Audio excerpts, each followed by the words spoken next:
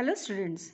In our last video, we have discussed the conversion of various functional group to some other functional group. In today's video, we will be discussing specific reagents that carry out these conversions. So let us begin with reagents and their applications. We will study them with respect to particular reagent, the reactant on which that reagent will attack, and as a result what will be the product. So we are going to discuss our reagents in this format. Okay, let us begin. Suppose I want to convert halogen to, let's say, alcohol. Then I will use aqueous potassium hydroxide or aqueous sodium hydroxide. Now remember, this is a nucleophilic substitution reaction. So for conversion of halogens to alcohol, we will use aqueous KOH or NaOH. But this reaction is applicable only when haloalkane is present. If the halogen is attached to any alkene, then the addition of OH by using aqueous KOH will follow Markovnikov's rule. Although the product will be the substitution of hydroxyl group. Okay, now suppose I want to convert the halogen to alkene. That is, I want to convert them into multiple bond. In such case, we will use alcoholic KOH. Now in yesterday's video I have told you alcoholic KOH or glycolic KOH both means the same thing. This reaction is a beta elimination reaction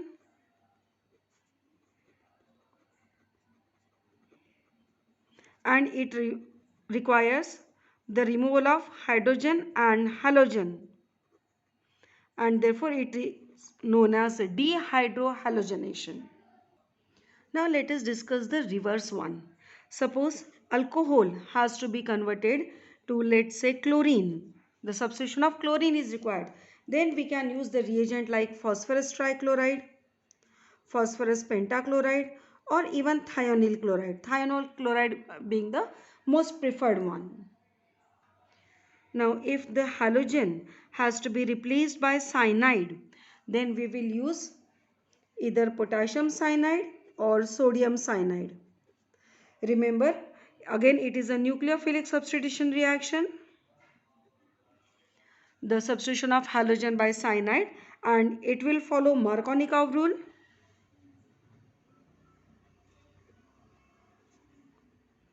If instead of haloalkane we are using alkene, then in that case Markovnikov rule will be followed. Now cyanide, yesterday we have seen cyanide can be further converted into carboxylic acid or to amide or to aldehyde or to 1-degree amine by either partial hydrolysis, complete hydrolysis, partial reduction or complete reduction. Now let us consider I want to convert amine to chlorine. Now in my previous video I have shown various ways of conversion of amine to chloride. First we can convert it into alcohol and alcohol can be substituted. But there is one reagent we can convert directly amine to chloride, and that is nitrosyl chloride. So we can say it is a special reagent. Nitrosyl chloride can convert amine directly to chlorine. Similarly, if I want to convert carboxylic acid to anhydride or amide to amine, then we use a special reagent, phosphorus pentoxide, P2O5. Now the conversion of amide to amine can be done by using the mixture of bromine and alcoholic KOH. You must have identified this reaction. It is Hoffman bromamide. And what is the speciality of this reaction? In this, one carbon atom is reduced. The next one is, let's say, Grignard reagent. By use of Grignard reagent, we can increase the number of carbon atom as much as we want. If we want to increase 2 carbon atom, 3 carbon atom, 5 carbon atom, we can use Grignard reagent. Grignard reagent is commonly written as RMGX. Now Grignard reagent is applicable only on carbonyl compound and cyanide. It is a nucleophilic substitution reaction again. If we are applying Grignard reagent to carbonyl compound, initially we will get alcohol, and if we are applying Grignard reagent to cyanide, then we'll get amine. Now these can be further converted to corresponding aldehyde or ketone. If I want to introduce nitro group in a given compound, especially if it is aromatic compound, then we use nitrating mixture, concentrated nitric acid and concentrated sulfuric acid. On the other hand, if I want to introduce a NO2 to, let's say, aliphatic compound,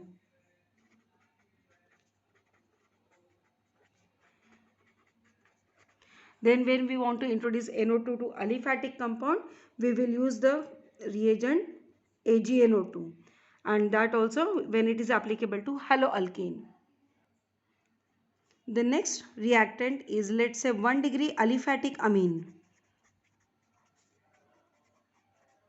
If 1 degree aliphatic amine has to be converted to alcohol, then we will use the reagent nitrous acid HNO2. HNO2 can be also written as NaNO2 and HCl. And remember the speciality of this reaction, that it will take only at 0 degrees Celsius to 5 degrees Celsius. But if we have 1 degree aromatic amine, then instead of alcohol, we'll get diazonium salt.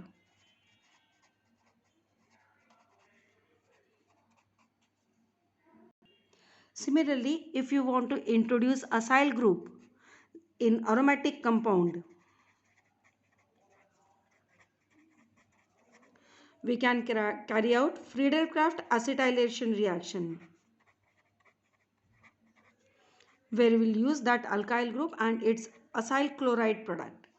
Similarly, if I want to introduce halogen in, let's say, any aromatic compound, we will carry out halogenation by using the given halogen in presence of anhydrous aluminum chloride. So this was in nutshell the reagents that are used in organic chemistry. Main question comes when the students write the wrong oxidizing or the reducing agent. The choice of proper oxidizing and reducing agent is very important, because where the mild oxidizing agent is required, if you use strong oxidizing agent, the given answer will be wrong. So for that, first of all, we must know which are the strong oxidizing agents and which are the mild oxidizing agent. Strong oxidizing agents are like acidified potassium dichromate and alkaline potassium permanganate. Whereas mild oxidizing agent, these are like chromium oxide, pyridinium chlorchromate, copper at 573 Kelvin, even Fellings reagent, or let's say Tollens reagent. These are also mild oxidizing agent, but these will be applicable only to carbonyl compounds such as aldehyde. Now we have to remember the fact that alcohol on oxidation gives aldehyde, and here we require the use of mild oxidizing agent. If you use the strong oxidizing agent, then the reagent gets further oxidized to carboxylic acid, and therefore your answer will be considered as wrong. On the other hand, if we want to convert aldehyde to alcohol, then we require the strong oxidizing agent, and therefore the choice of proper oxidizing agent is important. Similarly, reducing agent can be also classified as strong reducing agent and weak reducing agent.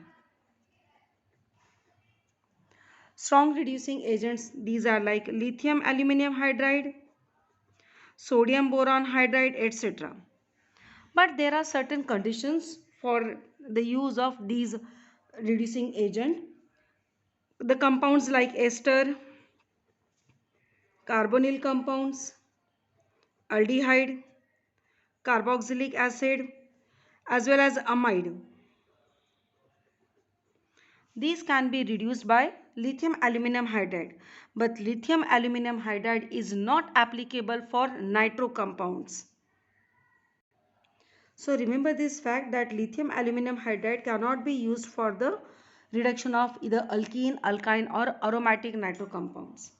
Okay, now coming to weak reducing agent. Weak reducing agents, these are like hydrogen in presence of catalysts like either palladium, platinum or nickel. Even we can use the mixture of iron and HCl, as well as we can use the mixture of tin and HCl. Among them, iron and HCl is the most preferred ones. So choice of proper converting reagent will help you to learn and carry out the organic conversions in an easier way. That's all for the day. Thanks for watching. Have a nice day.